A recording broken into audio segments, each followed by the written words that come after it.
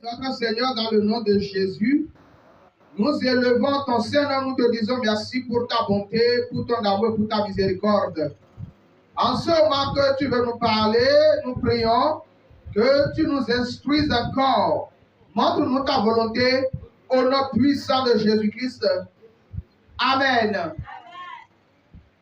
Alors, bien-aimés frères et sœurs dans le Seigneur, le thème de notre message ce matin est le suivant: l'effort du dirigeant. Amen. L'effort du dirigeant. Nous avons vu des choses se passer dans la parole de Dieu. Et cette même parole de Dieu nous montre clairement que ces choses qui se sont passées et qui ont été écrites, que nous lisons aujourd'hui, c'est pour notre instruction. Amen. C'est pour que cela puisse nous servir d'exemple. C'est pour que cela puisse nous enseigner. C'est pour que nous puissions tirer des leçons de ces choses afin de savoir comment marcher avec notre Seigneur, notre Dieu. Amen. Amen. Nous allons rapidement dans la parole du Seigneur. Nous sommes dans le livre des Juges. Nous sommes dans le livre des Juges. Nous sommes dans le chapitre 8. Juges, le chapitre 8. Nous allons lire, bien-aimés, à partir du verset 22. Il est écrit ceci: les hommes d'Israël dirent à Gédéon: domine sur nous, et toi, et ton fils, et le fils de ton fils, car tu nous as délivrés de la main de Madian. Le verset 23 dit ceci: Gédéon leur répondit: je ne dominerai point sur vous, et mes fils ne domineront point sur vous. C'est l'Éternel qui dominera sur vous. Amen. Amen. Amen. Bien-aimés dans le Seigneur Jésus-Christ, voici le dirigeant, sinon que un des dirigeants du peuple d'Israël d'alors. Amen, amen. Maintenant, ce dirigeant de nom de Gédéon ici va amener le peuple de Dieu à connaître la victoire sur ses ennemis. Alléluia. Alléluia. Aujourd'hui, Dieu a placé également devant son peuple des dirigeants que nous sommes par la grâce de Dieu aujourd'hui. Et toujours, comme Dieu l'avait fait avec les anciens en ce temps-là, Dieu nous utilise également aujourd'hui pour donner la victoire à son peuple. Gloire à Dieu. Maintenant, quelle est la mentalité du peuple? Lorsque Gédéon les a conduits au combat et qu'ils ont expérimenté la victoire sur leurs ennemis, en même temps, au lieu que le peuple réfléchisse pour dire donnons gloire à Dieu, celui-là qui a opéré le miracle, le peuple n'a pas tout de suite vu la gloire de Dieu, mais le peuple a plutôt vu la gloire de l'homme. Alléluia. Et c'est parce que le peuple n'a pas vu la gloire de Dieu et a vu la gloire de l'homme, c'est le pourquoi le peuple a dit à l'homme qui était devant eux, le dirigeant Gédéon, ils vont dire: Gédéon, puisque c'est toi qui nous a conduits au combat et nous avons eu la victoire sur les Madianites, alors toi Gédéon, viens dominer sur nous et que tes enfants après toi continuent de dominer sur nous. Alléluia. Alléluia. Donc, déjà la mentalité du peuple ici nous montre que le peuple n'a pas reconnu la place, l'autorité, la gloire du Dieu Tout-Puissant qui a fait le travail au travers de Gédéon, mais ils ont plutôt regardé l'homme qu'on appelle Gédéon qui était devant eux. Amen, amen. Amen, amen. Maintenant, Gédéon lui-même, en tant qu'un homme intelligent, je veux dire, quelqu'un connaissant la volonté de Dieu, il va leur répondre en disant ceci: non, moi je ne dominerai pas sur vous, mes enfants après moi ne domineront pas sur vous, mais c'est plutôt l'Éternel, votre Dieu, qui va dominer sur vous. Acclame le Seigneur. Et je prie également que par la grâce de Dieu, ni moi, ni aucun autre serviteur de Dieu dans cette église ne domine sur vous au nom de Jésus.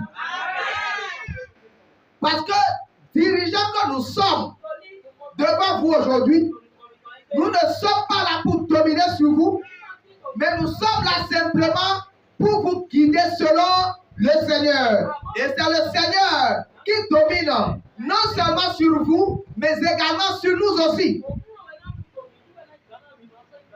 Acclame le Seigneur.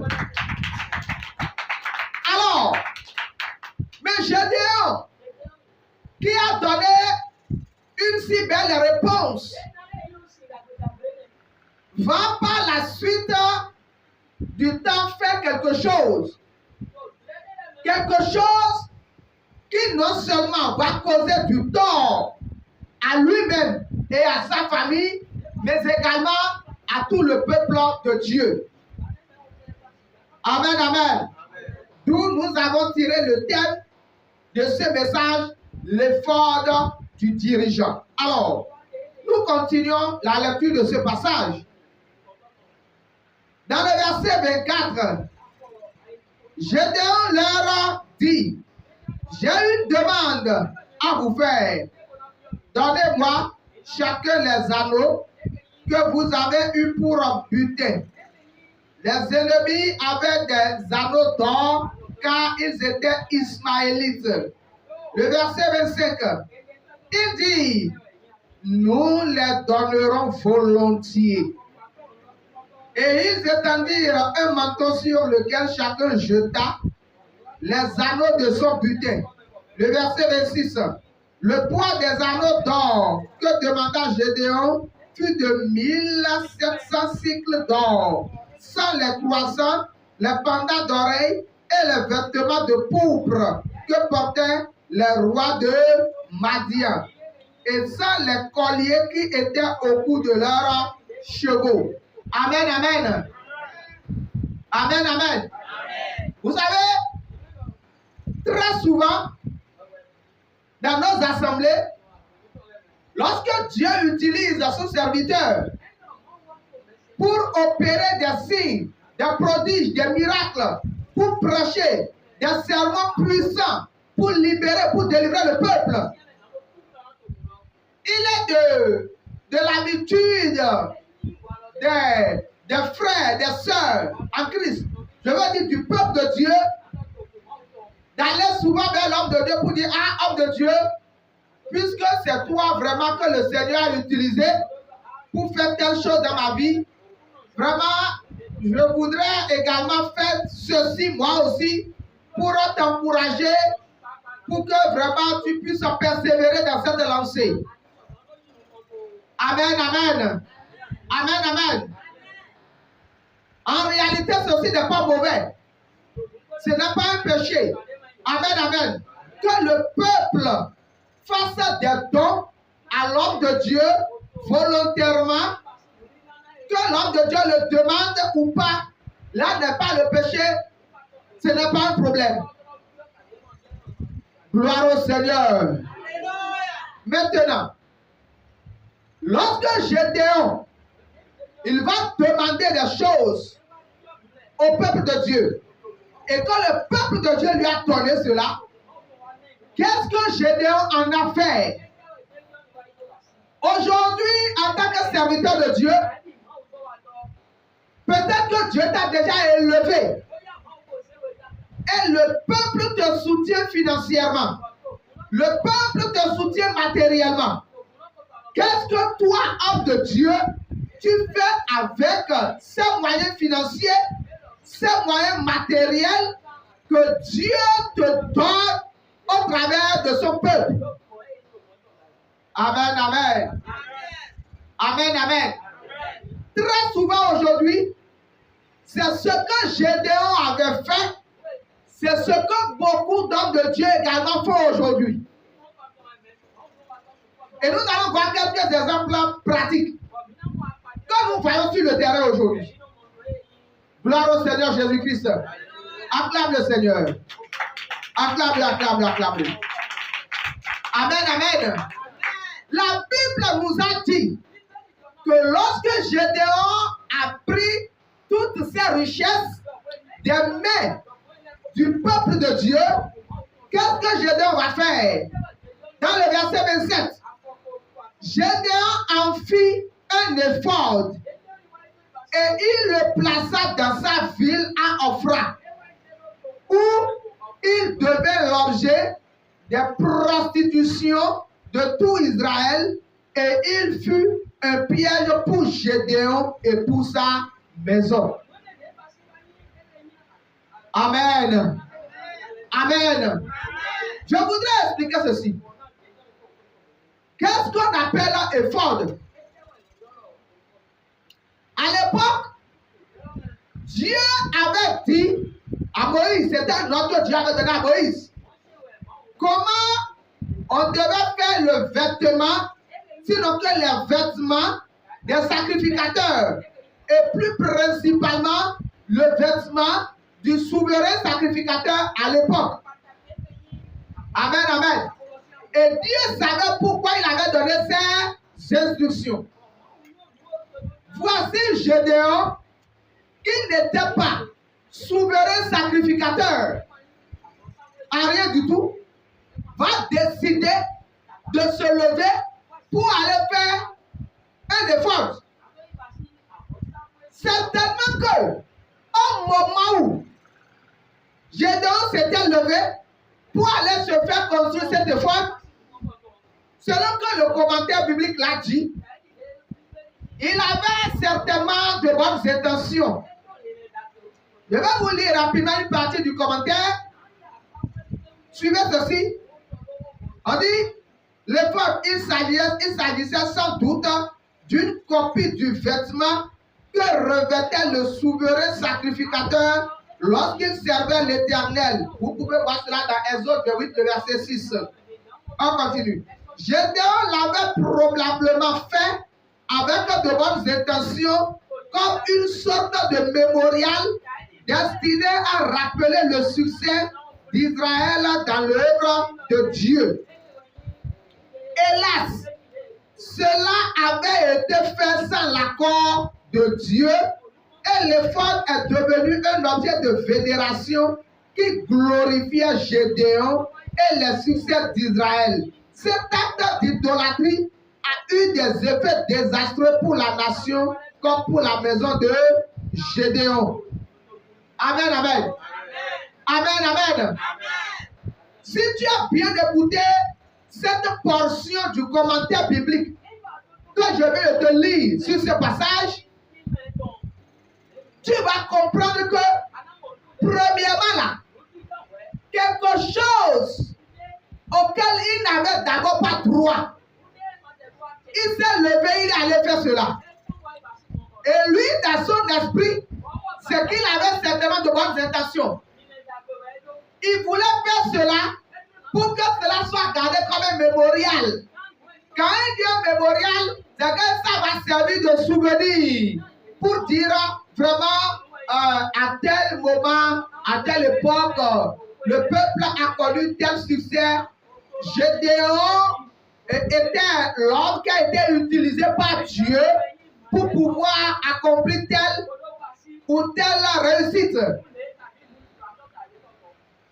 Acclame le Seigneur notre Dieu. Amen, amen. Amen, amen. Et de la même façon, aujourd'hui, là, dans nos assemblées chrétiennes, quand un homme de Dieu est un dirigeant vraiment charismatique, je veux dire, c'est quelqu'un, Dieu lui a donné du succès. Dieu lui a donné de la visibilité. C'est quelqu'un que Dieu a élevé et que Dieu utilise puissamment. Très souvent, on constate qu'il y a une forme de forme qui est érigée également en l'honneur de cet homme de Dieu. Et vous allez voir ici que ce passage nous a montré que au lieu que Dieu soit désormais glorifié, c'est l'homme qui a été plutôt glorifié. C'est Gédéon le dirigeant qui a été glorifié parce que cet effort représentait désormais non plus la gloire de Dieu, mais l'effort représentait désormais la gloire de Gédéon. Deuxième chose, l'effort représentait non plus la gloire de Dieu, mais également la gloire du peuple d'Israël qui avait remporté la victoire sur ces Madianites et ces Ismaélites. Amen, amen. Amen, amen. Et la Bible nous a dit que cela a conduit le peuple à la prostitution. Quand on parle de prostitution ici, on parle dans un sens spirituel. C'est que le peuple allait désormais devant cette foi de cet habit-là pour aller faire quoi? Pour aller se prosterner. Ils allaient adorer cet habit-là. Et la maison de Gédéon lui-même allait adorer cet habit-là. Et Gédéon lui-même en personne, la Bible a dit que lui-même là, cela était pour lui un objet de chute. Pourquoi? La parole du Seigneur est claire sur le fait qu'il n'est pas possible que les scandales n'arrivent pas. Mais malheur à celui-là par qui le scandale arrivera. C'est Gédéon qui, de manière, je vais dire, involontaire, va amener le peuple de Dieu à pécher. Il va amener le peuple de Dieu à rentrer dans l'idolâtrie. Tel que beaucoup d'hommes de Dieu aujourd'hui, qu'ils en soient conscients ou pas, ils amènent le peuple de Dieu à rentrer dans le culte de l'homme. Ce n'est plus le culte de Dieu lui-même, mais ça devient le culte de l'homme. Et le peuple commence par faire quoi? Par se prosterner devant l'homme. Je donne quelques exemples rapidement. Dans beaucoup d'assemblées aujourd'hui, c'est devenu une loi parce que l'homme de Dieu il est puissamment loin. S'il faut le saluer, il faut faire quoi? Il faut se mettre à genoux pour le saluer. Et c'est devenu une loi. Là, on rentre dans la vénération de l'homme. On rentre dans l'adoration de l'homme. Gloire au Seigneur Jésus. Gloire au Seigneur Jésus. Acclame-le, acclame-le, acclame-le, acclame-le, acclame-le très fort, acclame-le très fort, acclame-le très fort, acclame-le très fort. Amen. Amen. Je vais vous donner quelques exemples des fraudes que nous voyons dans nos assemblées aujourd'hui. Vous allez voir l'effigie de l'homme de Dieu. Et la photo de l'homme de Dieu. Amen, amen. Amen, amen. Et déjà quand tu veux rentrer dans le temple,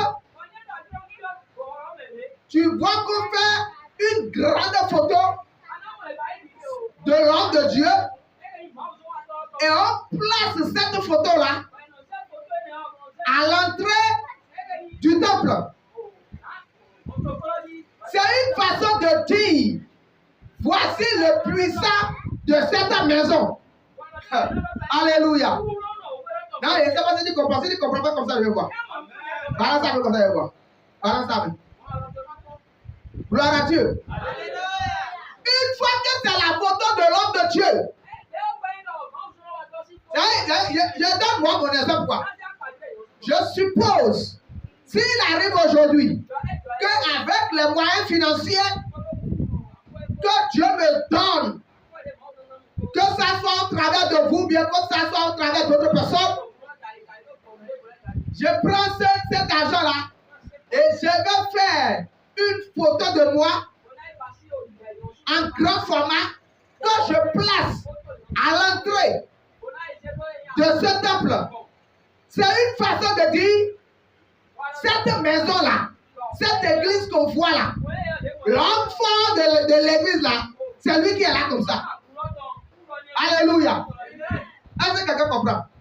Mais la question est de savoir, quand on prend l'église, qui est l'homme fort de l'église? En réalité, selon toi. Je veux entendre la réponse. Plus fort. Plus fort. Crie ça plus fort encore. Plus fort encore. Alléluia. L'homme fort de l'église, c'est Jésus.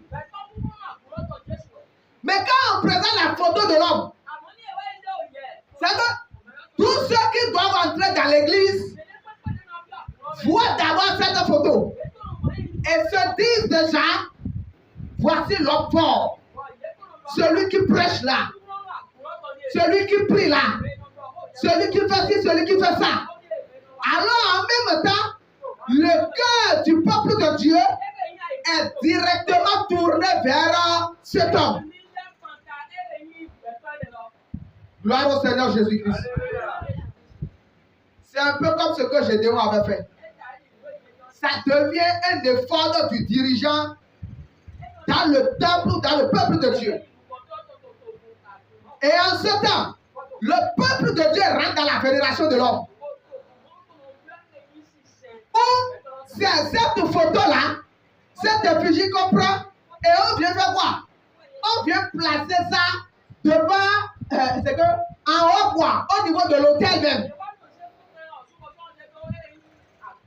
Donc pendant que le peuple est assis là-bas, et l'homme de Dieu il est debout sur l'autel, il est en train de prêcher, au même moment sa photo est derrière, ça veut dire que tout est concentré sur lui. C'est une façon de présenter l'homme. Et très souvent, pourquoi on fait ça? Parce que Dieu utilise ce temps de Dieu dans les miracles, dans les délivrances, dans les prophéties, dans les guérisons, dans les signes, dans les prodiges. Alléluia. Amen, amen. Amen. Les signes, les miracles que Dieu fait au travers de nous ne nous présentent pas comme étant la solution au problème des hommes. Non. Mais nous présentent tout simplement comme étant des instruments dans les mains de Dieu. Et ça s'arrête là. Et Dieu doit toujours être vu en toutes choses. En dehors de ça, je ne sais pas si vous aussi, vous en avez déjà vu un certain nombre de fois. Mais je prie Dieu que Dieu me maintienne dans l'intégrité, que je ne tombe jamais dans ses erreurs. Au nom puissant de Jésus. Parce que la fin de toutes choses vaut toujours mieux que son commencement. J'ai envie de bien finir. Par la grâce de Dieu, j'ai bien commencé, je vais bien finir au nom de Jésus. Amen, amen. Dans beaucoup d'églises, on fait la photo de l'homme de Dieu et on met cela sur des porte-clés. Je ne sais pas si tu en as déjà vu. Une fois, comme ça, je vais voir si tu en as déjà vu. Amen, amen. On met ça sur des porte-clés. On met ça sur des calendriers. On met ça sur des éventails. Sur des autocollants. Parfois, c'est des bracelets. Je ne sais pas si vous voyez ça aussi. C'est des bracelets en caoutchouc. Et on met ça dessus. Alléluia. Et on partage ça au peuple de Dieu. Et lorsque les fidèles de l'église se déplacent, c'est que quand il prend son porte-clé, c'est qu'il se déplace avec la photo de l'homme de Dieu. Le bracelet à son poignet, il se déplace avec l'homme de Dieu.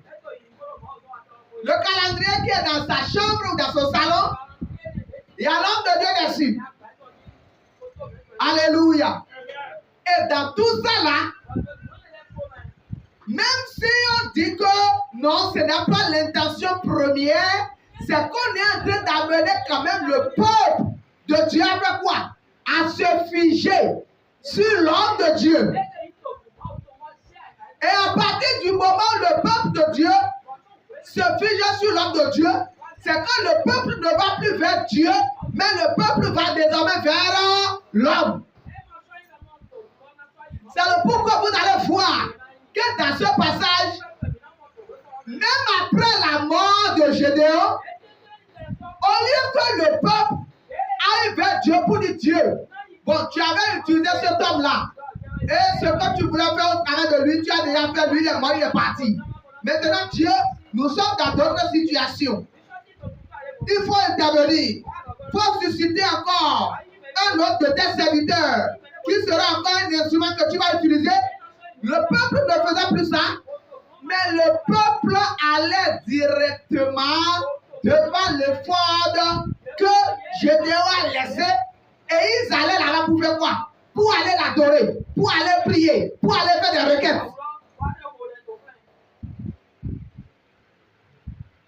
Acclame Jésus.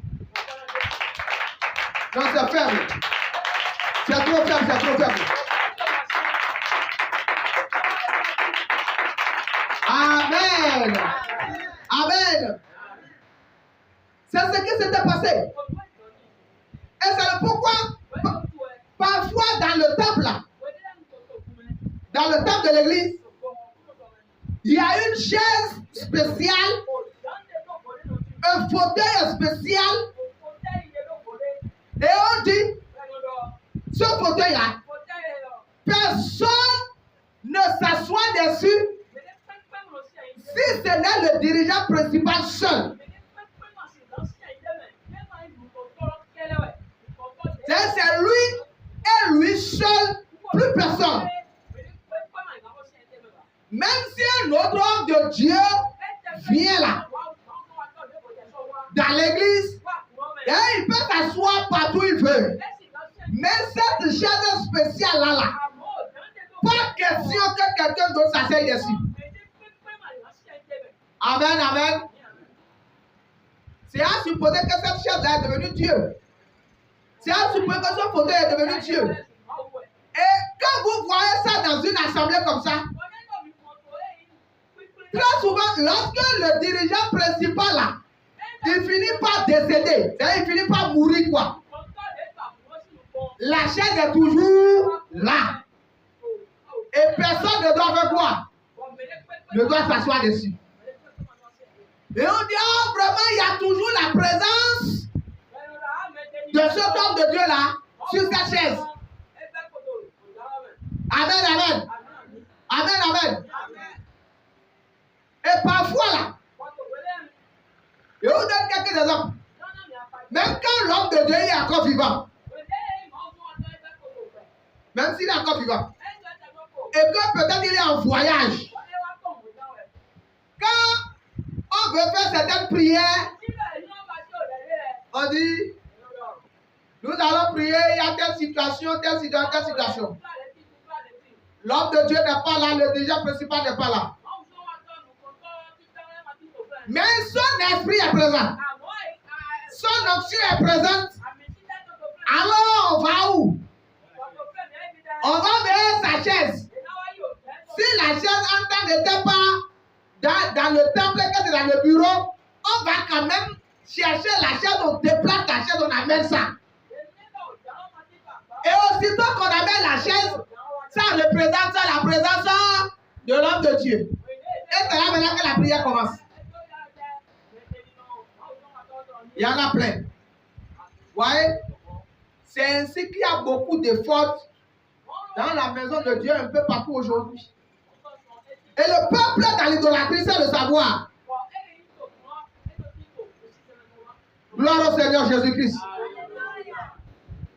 Et même quand l'homme de Dieu meurt, comme je l'avais dit tantôt, c'est que la chaise est là, personne ne s'assoit dessus.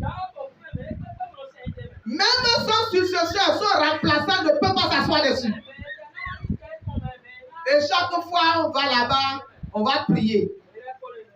Moi, je suis désolé de voir sur les réseaux sociaux aujourd'hui les photos d'un certain homme de Dieu. Et on dit que quand il était vivant, il était trop puissant. Hein? Il était trop ceci, il était trop cela. Il a fait tel miracle, il a fait ci, il a fait ça. Et on prend sa photo, on met ça sur une petite table. On allume une lampe ou bien une bougie. Et on fait quoi? On se met à genoux devant cette photo. Et on commence par quoi? Par faire des prières. Si ça se passe comme ça aujourd'hui, c'est la faute à l'homme de Dieu de son vivant. Même si il va dire que bon, lui n'avait pas cette intention, il n'avait pas prévu ça, comment a-t-il assailli le peuple? Déjà de son vivant, quelles étaient les pratiques du peuple par rapport à lui-même? Cela devait déjà lui donner des indices que là, le peuple est dans l'adoration de ma personne et non de la personne de Dieu. Acclame le roi des rois. Et tu le fais très fort. Amen, amen. Amen, amen. Lorsque c'est comme ça, bien aimé, le peuple rentre dans l'idolâtrie. C'est quelques exemples pour nous montrer déjà que là où tu es, si jamais tu rencontres quelque part où on te donne un calendrier qui porte la photo de l'homme de Dieu, des bracelets, des ceci, des porte-monnaies, des ceci, cela, qui portent l'effigie de l'homme de Dieu, frère, et que toi-même tu acceptes, que tu portes sur toi, tu es rentré dans l'idolâtrie sans le savoir. Gloire au Seigneur Jésus-Christ. À partir du moment où la photo de l'homme est posée dans l'église, ou à l'entrée de l'église, on est rentré dans l'idolâtrie. Amen, amen. Et le Seigneur notre Dieu a été clair. Il ne partagera pas sa gloire avec qui que ce soit et il ne donnera jamais son honneur aux idoles. Amen, amen. Que le Seigneur dans sa grâce te fasse comprendre ces choses. Arrêtons avec l'effort des dirigeants. Et vous aussi, ne vous soumettez jamais à aucun dirigeant qui vous présente son effort. Vous seriez rentré ainsi dans l'idolâtrie. Que le Seigneur vous préserve. Lève-toi, nous allons prier.